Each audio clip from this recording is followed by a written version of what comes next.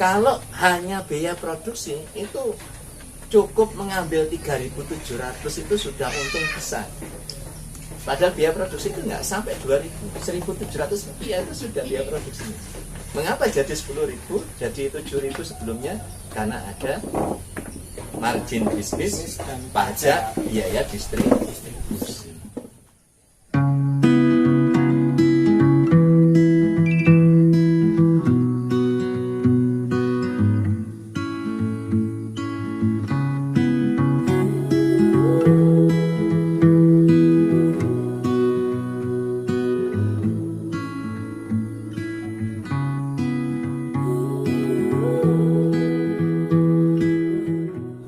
Assalamualaikum warahmatullahi wabarakatuh. Waalaikumsalam warahmatullahi wabarakatuh. Alhamdulillah berjumpa lagi di sini para sahabat-sahabat ekspedisi iman dalam video yang lain ya, yang lain daripada biasanya.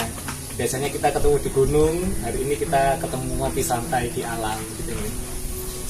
Salawat serta salam kalau lagi kita panjatkan pada junjungan besar Nabi kita Muhammad SAW. Karena atas bimbingan beliau lah kita berada di titik seperti ini, titik yang mencerahkan jalan hidup kita di ajaran agama Islam yang terbaik. Begini teman-teman, sebelumnya mungkin saya akan kenalkan dulu gitu. Ada beberapa, saya mengajak beberapa teman-teman gitu, yang mana akan saya ajak diskusi, berbincang gitu ya, terkait isu yang lagi hangat-hangatnya pekan ini. Sebelumnya saya kenalkan dulu teman-teman saya. Yang pertama saya kenalkan, ini ada Pak Bagus. Nah, beliau ini adalah pemerhati hukum dan advokat begitu ya. Kemudian yang kedua ada, nah ini founder kita ya, founder ekspedisi iman Pak Mizan gitu ya, sebagai peneliti lanskap. Kemudian di sebelah sana juga ada Pak Faisal gitu ya. Beliau sebagai ini, latar belakang beliau adalah seorang pengusaha yang sukses luar biasa. Baik, teman-teman, minggu ini kita dihadapkan dengan fenomena kenaikan bahan bakar minyak, khususnya ya Pertalite dan Pertamax begitu. Nah, dan solar gitu, dan solar. Nah, hal ini maksud saya ketika pengumuman ini dilakukan, menariknya adalah terdapat rencana mitigasi atau rencana exit plan gitu dalam menangani masalah ini, yaitu pemerintah menyebutkan bahwa akan memberikan bantuan begitu, bantuan langsung kepada masyarakat tidak mampu sejumlah Rp600.000 kalau tidak salah, mau dikoreksi kalau saya salah. Kemudian masyarakat yang tidak mampu itu siapa gitu ya, orang-orang yang berpenghasilan maksimal 3.500.000 begitu. Hal ini sangat menarik dan bisa menjadi salah satu solusi begitu ya, untuk membantu perekonomian masyarakat ketika BBM dinaikkan. Tapi masalahnya adalah ketika BBM itu dinaikkan pada hari itu, pemerintah hanya siap dengan konsep gitu, konsep rencana mitigasi atau rencana penanggulangan menghadapi kenaikan BBM ini. Namun secara teknis hal tersebut belum sampai di masyarakat, sehingga akan terjadi delta gitu, atau selisih rentang waktu antara ketika pemerintah menyatakan atau menaikkan harga BBM dan ketika BLT itu diterima. Ada rentang waktu yang kita juga nggak tahu seberapa lama itu. Namun menurut saya mungkin alangkah lebih baik misalkan sebelum masyarakat dinaikkan harga BBM-nya, pemerintah sudah menyiapkan dulu konsep dan teknis pelaksananya di masyarakat. Jadi ketika pemerintah mengumumkan, masyarakat langsung sudah mendapat bantuan. Hal itu mungkin akan lebih memudahkan gitu, menyenangkan rakyat. Nah, ini saya ingin menanggapi hal ini, saya ingin tahu begitu ya, pandangan-pandangan dari teman-teman saya terkait hal ini itu bagaimana gitu ya. Kasusnya Pertalite naik 10.000. Kemudian Pertamax yang harganya awalnya 12.500 yang non subsidi, yang harusnya sudah untung, itu dinaikkan lagi jadi 14.500. Begitu dengan solar. Kemudian terkait dengan Pertamax Turbo yang 98, Tron 98 itu, yang mana digunakan untuk mesin-mesin yang kompresinya tinggi, yang notabene digunakan di mobil-mobil yang bisa dibilang harganya tidak 100-200 juta, bisa lebih dari itu begitu ya. Dan itu mungkin yang mampu membeli bukan orang kalangan bawah, menengah, tapi umumnya adalah masyarakat kalangan atas atau yang mampu. Itu justru malah diturunkan. Nah, ini menjadi satu pertanyaan bagi saya, kenapa Pak seperti itu? Bagaimana bisa begitu ya? Nasib umat kita bagaimana, rakyat kita bagaimana akhirnya gitu ya? Gitu. Saya ingin dapat pandangan gitu ya. Saya ngambil ilmu dari teman-teman saya semua ini begitu. Pertama mungkin kita akan lihat dulu dari sisi ini kajian hukumnya bagaimana gitu terkait hal ini. Mungkin saya akan tanya dulu pada Pak Bagus gitu ya. Baik, Pak Bagus, mohon maaf pengantarnya agak lama tadi. Iya, waduh. Nah ini dari sisi kajian hukum nih Pak Bagus, bagaimana sih sebenarnya pandangan Bapak gitu ya terkait ini dulu secara umum kenaikan harga BBM ini? Gitu. Kalau menurut saya pribadi pasti memberatkan. Memberatkan. Ya, pasti memberatkan. Dari semula 7.650 menjadi 10.000 itu otomatis akan memberatkan. Itu pasti akan mempengaruhi ke hampir semua sektor, Nah, di sini kita pemerintah pun juga sepertinya tidak siap dalam menanggulangi bagaimana kenaikan harga minyak dunia. Tidak siap dengan konsep yang matang itu bagaimana cara menanggulanginya, bagaimana. Padahal kalau menurut saya, mungkin kalau pandangan saya secara mungkin bukan sebagai pemerhati hukum tapi sebagai orang awam, saya itu pernah berpikir bagaimana sih supaya BBM nggak naik itu, gimana kalau semua THP dari para pejabat di Indonesia itu dipotong 10% dari gaji presiden, wakil presiden, pimpinan DPR, anggota legislatif, yudikatif itu semua dipotong. Karena menurut saya itu pasti bisa akan menekan biaya untuk pembelian harga minyak mentah yang dari luar negeri tersebut. Kalau saya pemikiran dari orang awam sih seperti itu. Kenapa tidak dilakukan itu aja? Kenapa justru malah pemerintah itu justru menaikkan fasilitas pejabat seperti beli mobil untuk menteri-menterinya mewah-mewah, kemudian tunjangannya dinaikkan, seperti itu sih. Bisa berpikiran seperti itu. Cuman sepertinya pemerintah itu tidak peka akan hal itu. Justru pemerintah itu justru membebankan itu semuanya kepada rakyat, masyarakat secara luas. Kalau secara hukumnya, nah ini kan kembali lagi memang itu adalah di Undang-Undang Dasar memang ada, saya lupa pasal berapa, itu memang segala isi yang ada di bumi itu dikelola oleh negara untuk umatnya, untuk warga negaranya. Namun di satu sisi ini kan ada produk undang-undang yang itu kepentingannya tidak 1-2 orang saja, Pak Pandu.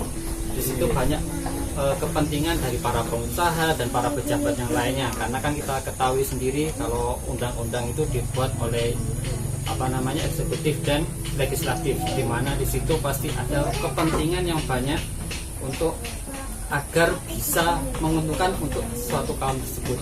Jadi masyarakat yang tidak punya daya dan upaya hanya bisa menerima hasil dari produk undang-undang tersebut, pasrah katakanlah seperti itu. Padahal katanya DPR itu adalah suara dari rakyat. Tapi menurut saya itu tidak sih, itu hanya slogan saja.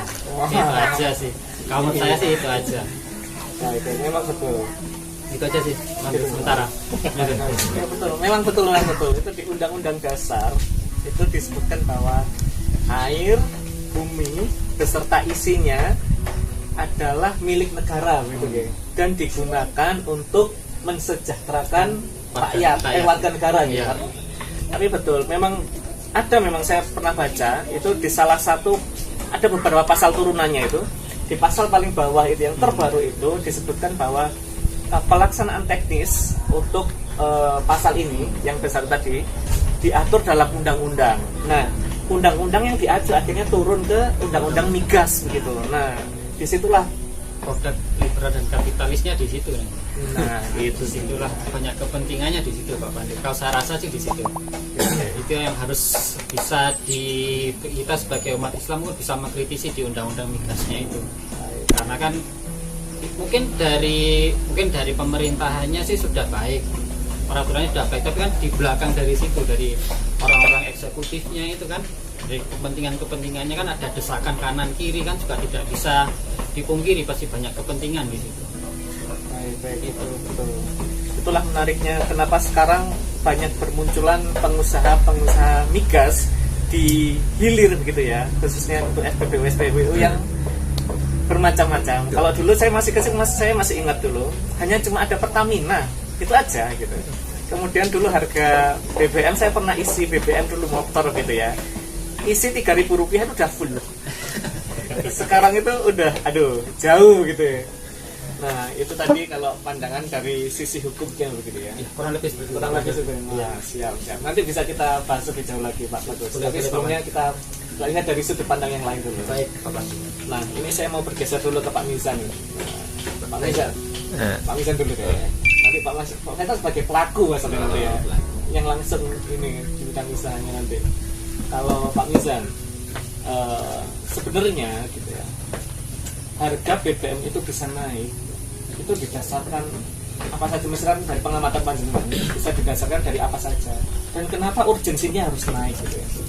Kalau misal gitu ya, kemarin ada statement bahwa negara rugi sekian ratus triliun gitu ya. Saya sebagai warga negara itu kok merasa sakit hati gitu, karena gara-gara warga negara rugi. Kenapa negara menyalahkan rakyatnya gitu? Seolah-olah itu kita sebagai orang tua punya anak kita fasilitasin dengan yang terbaik gitu ya. Kemudian saya bilang ke anak kita, nak, saya rugi menyekolahkan kamu di sini. Kemudian kita membelikan baju kan, nak, saya kok rugi ya. Bapak ini rugi banyak membelikan kamu ini. Bapak ini rugi banyak menyekolahkan kamu di sini. Bapak ini rugi banyak memberikan fasilitas kepadamu ini. Kenapa kok yang dipilih kata rugi gitu ya? Nah ini mungkin tanggapan Ustadznya bagaimana ya? Jadi memang kalau kita melihat ya pemerintahan sekarang, para penguasa pejabat itu pola berpikirnya memang adalah untung rugi. Makanya ketika berencana untuk menaikkan harga BBM yang katanya subsidi itu Pertalite, kemudian solar, otomatis akan diikuti oleh Pertamax. Nggak mungkin kan Pertamax itu nongkrong di angka tetap 12.500, sementara Pertalite naik kan, otomatis akan ikut naik.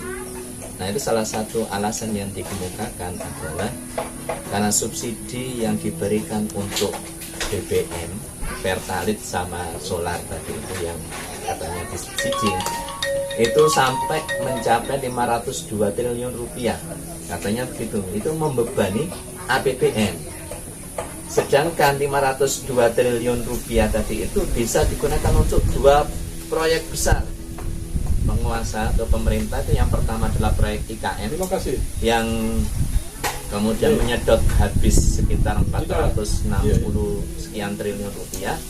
Terus yang kedua adalah proyek kereta cepat Jakarta Bandung. Padahal kalau mau jujur, subsidi total 502 triliun rupiah itu adalah gabungan dari beberapa energi. Yang pertama adalah listrik, subsidinya sekitar 106 triliun rupiah. Lantas BBM yang tadi itu hanya sebesar 77 triliun rupiah. Jadi 502 triliun itu adalah gabungan dari beberapa sektor.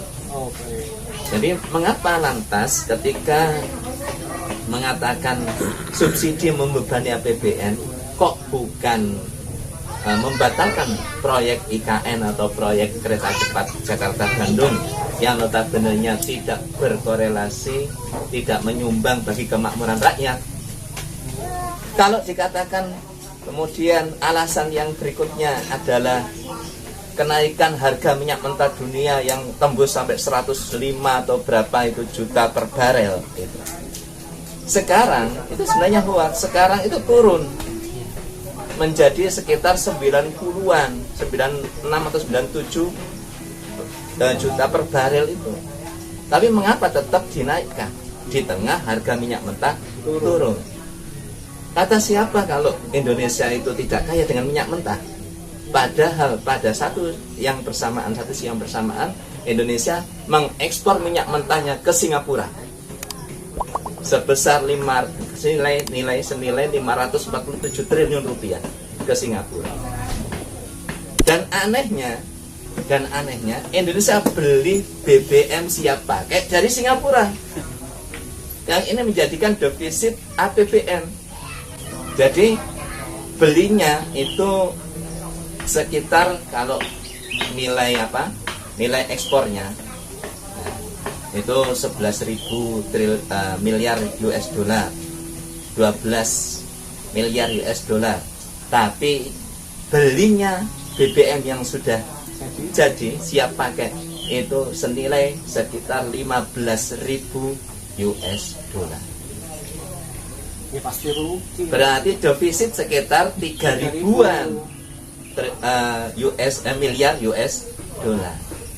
Maka ini kan lucu, berpatokan pada minyak mentah dunia, sementara minyak mentah yang ada di Indonesia yang produksinya besar itu dijual ke Singapura. Nanti ketika jadi dibeli dengan harga yang katanya keekonomian, padahal keekonomian itu adalah keekonomian bagi mereka biar untung, lantas dapat keuntungan yang sebesar-besarnya. Yang terakhir untuk sesi ini, yang terakhir itu ternyata sebenarnya biaya produksi BBM itu bisa murah dijual ke rakyat. Kalau hanya biaya produksi itu cukup mengambil 3.700 itu sudah untung besar. Padahal biaya produksi itu nggak sampai 2.000, 1.700 rupiah itu sudah biaya produksinya. Mengapa jadi 10.000, jadi 7.000 sebelumnya? Karena ada margin bisnis, pajak, biaya distribusi. Baik, terima kasih Ustaz. Nah, sudah jelas ya teman-teman, tadi ada beberapa hal gitu ya yang menjadi patokan gitu untuk menentukan harga BBM. Nah, sebelum kita kuliti lebih dalam, saya ingin tahu pandangan dari Pak Faisal gitu Pak Faisal. Menyikapi BBM yang lagi naik ini bagaimana kalau sebagai Pak Faisal, sebagai pelaku usaha atau bisnis yang real merasakan di lapangan gitu Pak Faisal. Terima kasih teman-teman. Saya merasa memang ini betul-betul membebani masyarakat, rakyat Indonesia, termasuk pribadi saya sendiri sudah langsung merasakan dampak buruknya. Artinya semua ya bahan-bahan kebutuhan pokok, transportasi, dan ini akan merembet ke yang lain-lainnya nanti. Artinya kalau sudah urusan BBM, bahan bakar minyak ini dinaikkan, itu akan fatal, merambat kemana-mana. Yang paling terasa itu di kebutuhan pokok ini. Nah, dan mana-mana saya lihat transportasi itu pada kaget semua. Yang biasanya ongkos Malang Surabaya itu 30.000, 35 atau 30? Kalau yang patas 35 Pak. Patas 35 menjadi 65. Jadi hampir 90%. Kalau faktanya biaya transportasi naik, harga telur naik, harga beras naik, harga minyak, minyak goreng juga, itu topik yang lain itu juga geli saya dengarnya. Bayangkan Indonesia, bumi seluas bumi ini, yang namanya produk kelapa sawitnya di Nusantara kita ini nomor 1 sebumi. Tapi kok bisa harga minyak goreng lebih murah di Malaysia daripada di bangsa kita ini, di negara kita ini? Kan lucu gitu. Jadi saya kira anggaplah kalau dibilang saya tadi sebagai dari pengusaha, jujur para pengusaha, jangankan pengusaha, semua kalangan pasti merasakan dampak negatif, karena tambah berat untuk hidup sehari-hari, itu tambah berat. ya kita niatkanlah minimal ini curahan hati kita ungkapkan bahwasanya kita tidak setuju. Nah, sementara gitu Pak Pandu. Baik, terima kasih Pak Faisal. Nah, itu teman-teman. Jadi sedikit banyak tadi kegelisahan saya itu udah terjawab begitu ya. Dan ada pemikiran-pemikiran yang berkembang gitu. Jadi di sini kita mencoba berbagi pemikiran, mencoba kita berpikir gitu ya secara akal sehat kita. Misalkan dari segi hukum, yang pertama tadi dari penjelasan Pak Bagus, yang mana sebenarnya undang-undang itu udah menyatakan dengan jelas gitu ya, dan clear bahwa air, bumi dan segala isinya itu milik negara, kemudian digunakan untuk mensejahterakan warga negaranya. Nah, pada akhirnya mari kita berpikir, mari kita berefleksi terhadap lingkungan kita dan apa yang terjadi di negara kita. Apakah kita sejahtera dengan apa yang dilakukan oleh pengelola air, bumi, dan segala isinya saat ini? Yang pertama. Yang kedua, kalau dilihat dari penjelasan Pak Mizan tadi terkait dengan fenomena bagaimana minyak bumi ini dikelola oleh negara, bagaimana harganya bisa sampai segitu. Mari kita berpikir, mengapa negara kita yang kaya akan minyak mentah tidak mengelola sendiri minyak mentahnya? Kenapa kita malah harus menjual minyak kita ke luar negeri?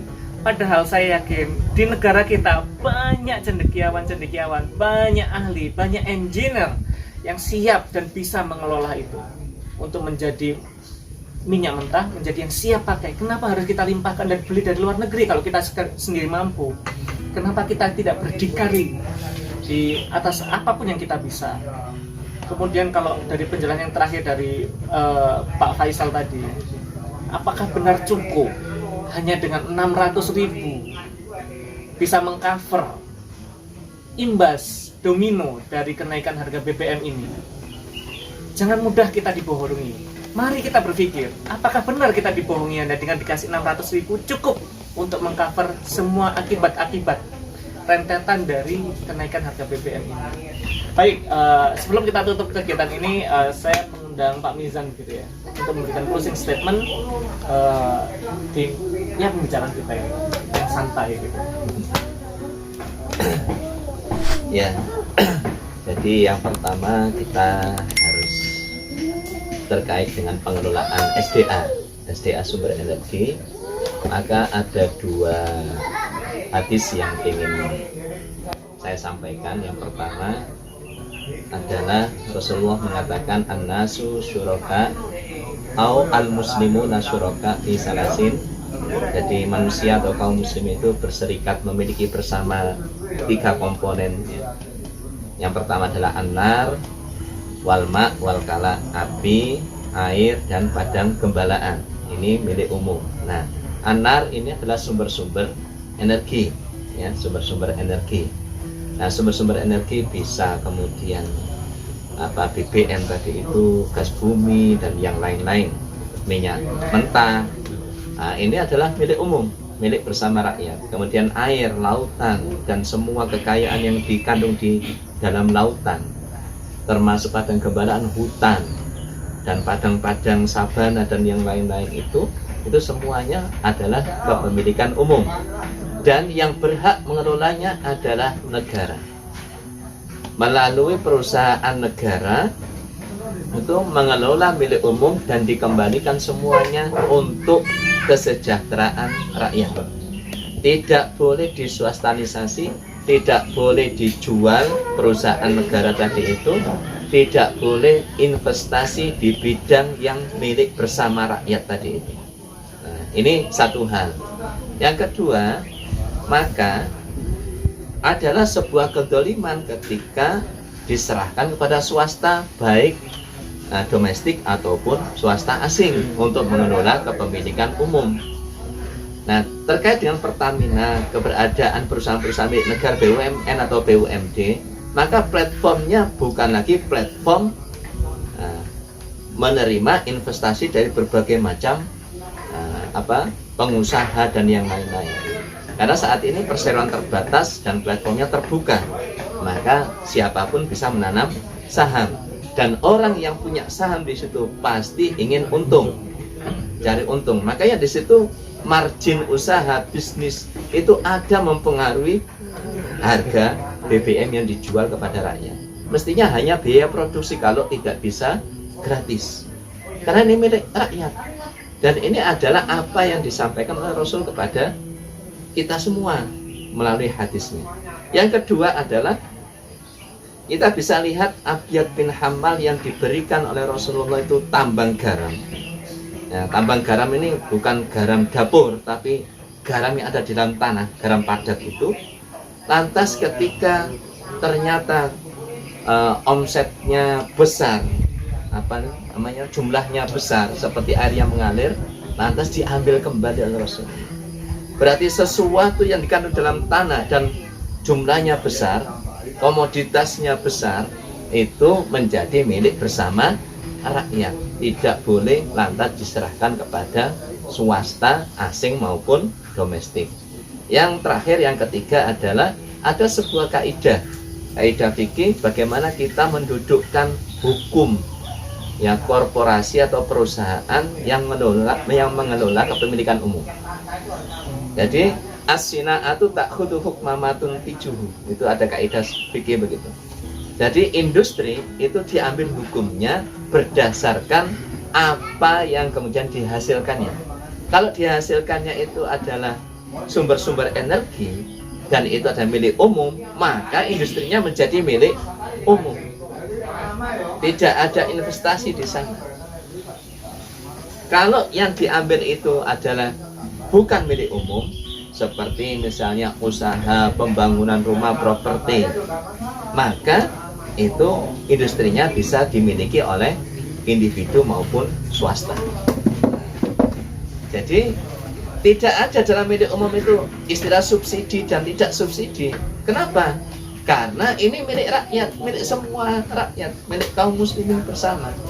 Jadi negara hanya berhak mengelola, tidak berhak menjual, tidak berhak kemudian mengundang orang untuk mengambil keuntungan bersama di atas penderitaan rakyat.